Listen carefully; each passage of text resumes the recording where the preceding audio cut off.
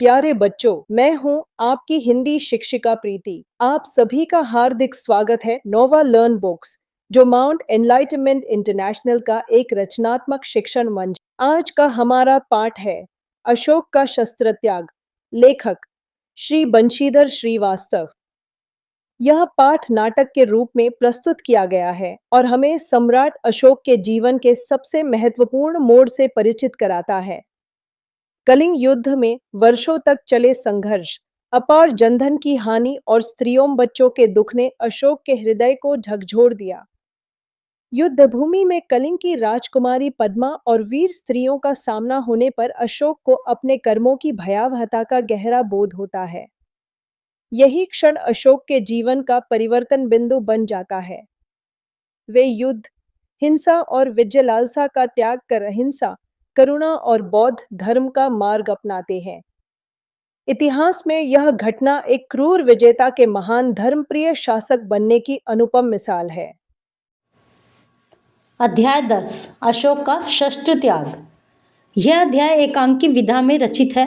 एकांकी मतलब ये मगध के राजा सम्राट अशोक ने कलिंग पर विजय पाने के लिए 4 वर्षों तक युद्ध किया, पर उन्हें सफलता नहीं मिली।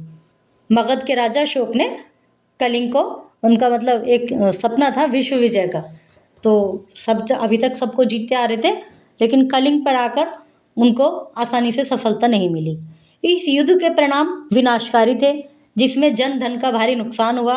कलिंग नरेश की पुत्री पद्मा की बातों ने सम्राट अशोक के हृदय में युद्ध के प्रति विरक्ति का भाव जागृत कर दिया। इतिहास में यह युद्ध एकमात्र उदाहरण है जो जिस पर ये आक्रमण करने आए थे। कलिंग के जो राजा थे उन्हीं की पुत्री थी पद्मा, तो उसने राजा के मन को बदला। इतिहास में यह युद्ध एकमात्र उदाहरण है जिसने अशोक जैसे कठोर शासक के हृदय को संपूर्ण रूप से परिवर्तित कर दिया। इस युद्ध के परिणाम का सम्राट अशोक पर गहरा प्रभाव पड़ा। उन्होंने सदा के लिए युद्ध त्याग कर बौद्ध धर्म को अपना लिया और वे अहिंसा के मार्ग पर चल पड़े। यह एक ऐतिहासिक घटना थी। आइए इसे पढ़ते हैं। क्या आप किसी ऐसे राजा के बारे में जानते हैं जिसने युद्ध जीतने के बाद शांति का रास्ता अपनाया हो? युद्ध त्याग का क्या अर्थ होता है? क्या यह एक आसान निर्णय होता है? क्या किसी युद्ध के बाद भी कोई विजेता दुखी हो सकता है? कई बार क्या होता है कि हम किसी चीज़ के लिए बहुत लड़ाई कर लेते हैं, बहुत झगड़ा हो जाता है, चाहे वो झगड़ा पारिवारिक हो या पड़ोसियों का हो, लेकिन उसके बाद किसी किसी के मन में उस चीज़ के, उसमें भले ही उसकी जीत हो गई, उसको वो चीज़ मिल गई जिसके लिए वो लड़ा, लेकिन मन खिन्न हो जाता है। और ये जनरली होता है, according to me, it's my experience, generally ऐसा होता है। तो ऐसा ही कुछ इन राजा के साथ हुआ जिनकी अभी हम पढ़ेंगे कहानी। अशोक एक मैदान में मगध के सैनिकों के शिविर लगे हुए हैं। बीच में मगध की पताका फहरा रही है। मगध जहाँ के थे नरेश, अशोक, और वो जीत गए, उनका झंडा बिल्कुल फहरा रहा है। आकाश में तारे चमकने लगे हैं। पताका के पास ही महाराज अशोक का शिविर है। शिविरों में दीपक जल गए। अपने शिविर में अशोक टहल रहे हैं। उनके मुख पर चिंता की छाया है। वे कुछ सोचते हुए आसन पर बैठ जाते हैं। आसन मतलब अपनी गद्दी पर। अशोक खुद से ही कहते हैं, आज 4 साल से युद्ध हो रहा है, कलिंग आज भी जीता नहीं जा सका। मतलब इतने, ऐसा है कि मैं इतने दिन से लड़ रहा हूँ तब भी जीत नहीं पा रहा हूँ। दोनों ओर के लाखों आदमी मर गए, लाखों घायल हो गए, पर हम आज भी असफल हैं। क्या होगा इसका परिणाम? मतलब इतने दिन से हो रही है ये लड़ाई, कुछ नहीं हो रहा। द्वारपाल सिर झुकाकर, राजन संवाददाता आना चाहता है। संवाददाता मतलब मैसेंजर, संदेशवाहक। अब उस समय एक दूसरे राजा के पास व्यक्ति ही भेजे जाते थे कि भाई जाओ राजा से ये कह आओ, जाओ राजा से ये कह आओ, दोनों एक दूसरे को, लोगों को भेजते थे। अशोक आने दो। संवाददाता प्रवेश कर। महाराज अशोक की जय हो, शुभ संवाद है। गुप्तचर समाचार लाया है कि कलिंग के महाराज लड़ाई में मारे गए हैं। जो कलिंग के राजा थे वो मर गए। अशोक प्रसन्नतापूर्वक, मारे गए हैं तो इसका मतलब मगध की विजय हुई, हम जीत गए। क्या होता है कि जिस ओर का राजा मारा जाता है ना, तो भले ही सैनिक कितने ही बच रहे हों, लेकिन वो सेना हारी मानी जाती है जिसका राजा मर जाता है। जैसे आपने शतरंज का खेल है, शतरंज का खेल बिल्कुल सेनाओं पर ही पर ही आधारित बना हुआ होता है। उसमें राजा रानी होते हैं और सिपाही होते हैं, घोड़े होते हैं, हाथी होते हैं, सब होते हैं, जैसे कि सचमुच की सेना में होता है। फिर क्या होता है कि जो अपोजिशन वाले, जो बंदा है जो खेल रहा है, वो यदि राजा को शह दे देता है, एक बार तो बचा लेता है, दोबारा शह नहीं दी जा सकती, दोबारा में मारा हुआ माना जाता है। और चाहे सारे ही सेना बची पड़ी है, लेकिन यदि राजा को शह मिल गई और राजा मर गया तो फिर वो हारा हुआ माना जाता है। तो ऐसे ही इसमें होता है। अब जब मगध इसके कलिंग के राजा मर गए तो समझो मगध जीत गया। संवाददाता चुप रहता है। अशोक, बोलते क्यों नहीं तुम, चुप क्यों हो भाई, जब राजा मर गए तो सही है, जीत गए हम। संवाददाता धीरे से, बोलूं क्या महाराज, कलिंग दुर्ग के फाटक आज भी बंद है, फिर किस मुंह से कहूं कि कलिंग जीत लिया गया है। अशोक उत्तेजित होकर, कलिंग के फाटक आज भी बंद है? अभी क्या होता है, एक बड़ा बहुत गेट बड़ा बना रहता है, दरवाजा, अपने मूवीज वगैरह में देखा होगा कि वो बंद रहता है। उसमें महल के अंदर जो महिलाएं, बच्चे, रानी वगैरह सब रहते हैं। अभी जब बाहर राजा मर जाते हैं किसी भी सेना के, तो दूसरी वाली जो सेना है वो आकर उस गेट को तोड़ देती है। पूरे महल पर, वहाँ के सब पर उनका अधिकार हो जाता है। तो उन्होंने कहा कि फाटक तो आज भी बंद है। अशोक उत्तेजित होकर, कलिंग के फाटक आज भी बंद है? संवाददाता, हाँ महाराज, कलिंग के फाटक आज भी बंद है। तो अशोक गुस्से से कहते हैं उत्तेजित होकर, बंद है तो खुल जाएंगे, जाओ सेनापति से जाकर कह दो कि कल सेना का संचालन मैं स्वयं करूंगा। कल या तो कलिंग दुर्ग के फाटक खुल जाएंगे या मगध की सेना ही वापस चली जाएगी। जाओ, हाथ से जाने का संकेत करते हैं, मतलब कल को चले जाएंगे भाई, आज वो राजा तो मर ही गया, कल को ये वापस चले जाएंगे, फाटक खुल जाएंगे। दूसरा दृश्य, दूसरे दिन प्रातःकाल का समय, शस्त्र सज्जित अशोक घोड़े पर हैं, उनके पास उनका सेनापति है, सामने कलिंग दुर्ग है जिसके फाटक अभी भी बंद है। अशोक, मेरे वीर सैनिकों, आज 4 साल से युद्ध हो रहा है, फिर भी हम इस कलिंग को जीत नहीं पाए हैं। उसके किसी दुर्ग पर मगध की पताका नहीं फहरा रही है। कलिंग के महाराज मारे गए हैं, उनके सेनापति पहले कैद हो चुके हैं, फिर भी कलिंग आत्मसमर्पण क्यों नहीं कर रहा? आओ, आज हम मातृभूमि की शपथ लेकर प्रण करें कि या तो हम कलिंग के दुर्ग पर अधिकार कर लेंगे या सदा के लिए मृत्यु की गोद में सो जाएंगे, नहीं तो हम ही मर जाएंगे। सब सैनिक तलवार खींचकर, मगध की जय हो, महाराज अशोक की जय हो। सहसा दुर्ग का मुख्य द्वार खुल जाता है। सब आश्चर्य से उधर देखने लगते हैं और अचानक से दुर्ग का द्वार खुल जाता है। सब आश्चर्य से उधर देखने लगते हैं। उनकी तलवारें खिंची की खिंची रह जाती हैं। शस्त्र सज्जित स्त्रियों की विशाल सेना फाटक के बाहर निकलती है। जो अंदर महिलाएं थी, जैसे कि मैं बता रही थी कि जब राजा युद्ध पे जाता है, सैनिक युद्ध पे जाते हैं, तो जितनी भी महिलाएं होती हैं, जितनी भी लेडीज़ होती हैं, वो सब उसके अंदर रहती हैं। बहुत बड़ा फाटक होता है और ये आपने कई मूवीज़ वगैरह में इस तरह का दृश्य देखा होगा। तो वही जो महिलाएं थी वे सब बिल्कुल सेना अपनी बना के शस्त्र अस्त्र लेकर बाहर आ गई। सेना के साथ पुरुष वेश में एक वीरांगना है। एक जो लेडी है उसने पुरुष का वेश धारण किया हुआ है, मेल का, जो सैनिक के वेश में साक्षात चंडी सी दिखाई देती है। यह कलिंग महाराज की पुत्री पद्मा है, उन राजा की पुत्री पद्मा है जो मर चुके हैं। स्त्रियों की सेना अशोक की सेना से कुछ दूरी पर रुक जाती है। अशोक के सिपाही मंत्रमुग्ध से देखते रह जाते हैं। अशोक भी चकित रह जाते हैं, मतलब सब बिल्कुल अचंभे में देखते रहते हैं उनको। उन्हें ऐसे उम्मीद ही नहीं होगी कि भाई महिलाएं भी सेना से लेकर हमसे लड़ने आ जाएंगी। पद्मा आगे बढ़कर अपनी सेना से, बहनों, तुम वीर कन्या, वीर भगनी, वीर पत्नी हो, मतलब वीरों की कन्या हो, वीरों की बहन हो और वीरों की पत्नी हो। मुझे तुमसे कुछ नहीं कहना है। जिस सेना ने तुम्हारे पिता, भाई, पुत्र और पति की हत्या की है वह तुम्हारे सामने खड़ी है। आज उसी से तुम्हें लोहा लेना है। आज उसी से तुम्हें लोहा लेना है। तुम प्रण करो कि जननी जन्मभूमि को पराधीन होते देखने से पहले तुम सदा के लिए अपनी आंखें बंद कर लोगी। मतलब ये वाली सेना हमारे महल पर, हमारे घरों पर, सब पर कब्जा कर ले, उससे पहले तुम अपनी आंखें बंद कर लोगी। मतलब हम लड़ेंगे, भले ही मर जाए, हम तो इनसे नहीं जीत पाएंगे। वो कह रहे हैं हम अपनी आंखें बंद कर लेंगे।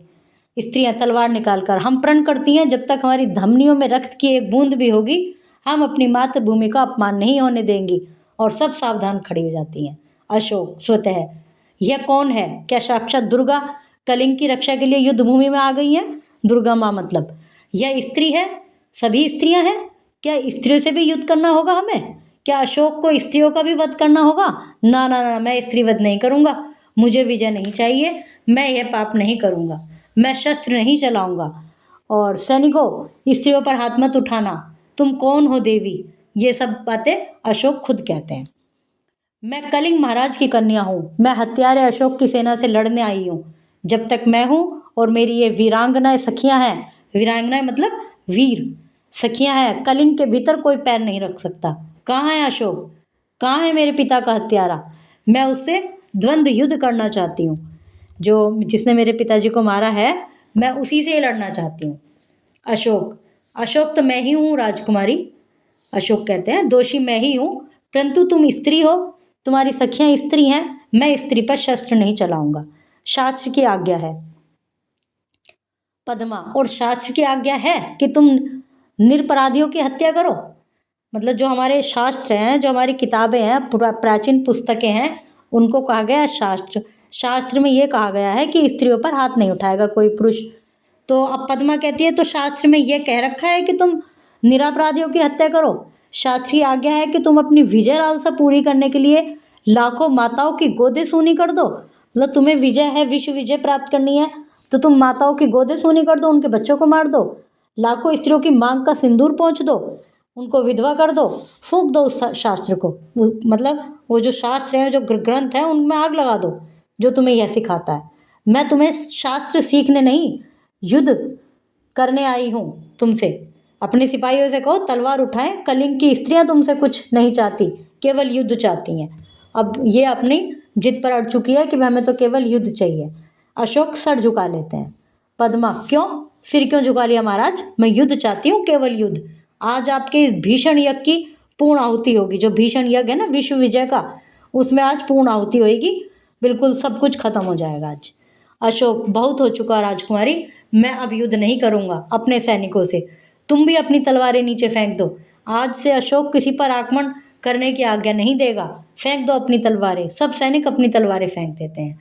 पद्मा आगे बढ़कर, मैं बुलावे में नहीं आ सकती महाराज, मैं आपसे युद्ध करूंगी। मैं भूखी सिंघनी हो रही हूँ, मुझे अपने पिता का बदला लेना है। मतलब जैसे शेर हो जाता है ना भूखा, मैं वो बन चुकी हूँ अब, मुझे अपने पिता का बदला लेना है आपसे। अशोक सिर झुकाकर, तो लीजिए बदला राजकुमारी। मैं अपराधी हूँ। जिस अशोक ने लाखों का सिर काटा है और जिस अशोक का सिर आज तक किसी के सामने नहीं झुका, वह आपके सामने नत है, मतलब झुका हुआ है। काट लीजिए इस सिर को, मैं हथियार नहीं उठाऊंगा। मेरी प्रतिज्ञा अटल है, मतलब मैं अपनी प्रतिज्ञा कभी नहीं तोड़ूंगा, मैं नहीं हाथ उठाऊंगा, आप मुझे मार दो। अशोक सिर झुकाकर खड़े हो जाते हैं। पद्मा, तो जाइए महाराज, स्त्रियां भी निहत्थे पर वार नहीं करेंगी। आप अपनी प्रतिज्ञा की रक्षा के लिए जीवित रहिए। पद्मा अपनी स्त्रियों की सेना के साथ दुर्ग में चली जाती है। सही है कि आप भी रहो, मतलब मैं आपको भी नहीं मारूंगी क्योंकि आपके पास हथियार नहीं है। मेरा भी एक धर्म है, मेरा भी शास्त्र कहता है कि निहत्थे पर वार नहीं करना। और वो फिर अपनी सेनाओं, अपनी सारी सखियों के साथ अंदर चली जाती है दुर्ग में, किले में। तीसरा दृश्य, अशोक और उनके सभी सरदार पीले वस्त्र धारण किए हैं। अब उन्होंने राजा के वस्त्र उतार कर पीले वस्त्र धारण कर लिए।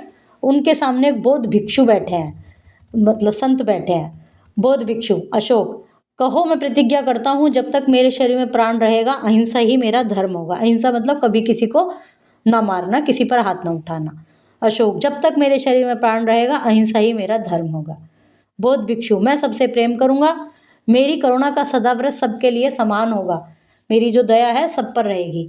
अशोक वही बात दोहराते हैं। बौद्ध भिक्षु, प्रतिज्ञा करो कि जब तक जीवित रहूंगा अपनी प्रजा की भलाई करूंगा, सब प्राणियों को सुख और शांति पहुंचाने का प्रयत्न करूंगा, सब धर्मों को समान दृष्टि से देखूंगा। अशोक, मैं प्रतिज्ञा करता हूँ कि मैं शक्ति भर आपकी सभी आज्ञा का पालन करूंगा, मतलब मैं पूरे मन से आपकी सभी आज्ञा का पालन करूंगा। बौद्ध भिक्षु बोलते हैं, बोलो बुद्धम शरणम गच्छामि, धम्मम शरणम गच्छामि, संघम शरणम गच्छामि। सभी फिर यही बोलते हैं, बुद्धम शरणम गच्छामि, धम्मम शरणम गच्छामि, संघम शरणम गच्छामि। बंशीधर श्रीवास्तव, श्री बंशीधर श्रीवास्तव का जन्म मध्य वर्गीय परिवार में हुआ। इन्होंने प्रारंभिक शिक्षा लखीमपुर खीरी के ओयल स्थान में प्राप्त की। तत्पश्चात हिंदी साहित्य सम्मेलन इलाहाबाद से विशारद एवं साहित्य रत्न की उपाधि ग्रहण की। इन्हें हिंदी, अंग्रेजी, संस्कृत, उर्दू व बांग्ला आदि भाषाओं का अच्छा ज्ञान था। इसके पश्चात केंद्र सरकार के अधीन उपमंत्री, भारत सरकार के व्यक्तित्व सहायक का कार्यभार संभाला, जहां यह 4 वर्ष सेवारत रहे। यहीं दिल्ली में कार्यालय से आवास पर लौटते समय एक स्कूटर दुर्घटना में 45 वर्ष की अल्प आयु में ही इनका देहावसान हो गया। प्राचार्य व उप प्राचार्य पद पर कार्य करते हुए इनके द्वारा नियमित रूप से कॉलेज मैगजीन कृषक सुधा का संपादन किया गया। इसके अतिरिक्त यह काव्य संस्था के भी संयोजक थे, जहां से निकलने वाले नव गुम्फन नामक काव्य पत्रिका का संपादक भी आपके द्वारा किया गया। राम कथा पर आधारित खंड काव्य कौशिक भी इन्होंने रचा, जिसका प्रकाशन स्वयं के साधनों से कराया। सम्राट अशोक का पूरा नाम देवाना प्रिय अशोक मौर्य था। सम्राट अशोक के पिता का नाम बिंदुसार, माता का नाम धर्मा था। अशोक का राज्यकाल ईसा पूर्व 273 से 232 माना जाता है, मतलब 232 से 273। सम्राट अशोक अपने जीवन काल में एक भी युद्ध नहीं हारे। सम्राट अशोक ने अपने जीवन काल में 20 से अधिक विश्वविद्यालयों की स्थापना की थी। सम्राट अशोक के द्वारा बनाए गए अशोक चिन्ह आज भी भारत का राष्ट्र चिन्ह है। अशोक महान राजा होने के साथ एक दार्शनिक भी थे। अशोक के शासन काल को स्वर्णिम काल के रूप में याद किया जाता है। अशोक ने अपने सिद्धांतों को धम्म नाम दिया था। अशोक ने राज सिंहासन के लिए अपने कई भाइयों की हत्या तक की थी, अपने भाइयों तक की हत्या की थी, मतलब उनके दिमाग में विजय का इतना एक जुनून था। मौर्य वंश में सबसे लंबा शासनकाल 40 वर्षों का अशोक ने किया। अशोक स्तंभ से लिया गया अशोक चक्र भारत के राष्ट्रीय ध्वज में शामिल किया गया है। अशोक के पुत्र महेंद्र और पुत्री संघमित्रा ने श्रीलंका में बौद्ध धर्म का प्रचार किया था। अशोक की मृत्यु 232 ईसा पूर्व मानी जाती है। प्रिय बच्चों, इस पाठ से हमें यह सीख मिलती है कि सच्ची विजय दूसरों को हराने में नहीं, बल्कि अपने भीतर की हिंसा को जीतने में है। अहिंसा, दया और शांति ही मानवता का सच्चा मार्ग है। अगली कक्षा में हम फिर मिलेंगे एक और प्रेरक और ज्ञानवर्धक पाठ के साथ।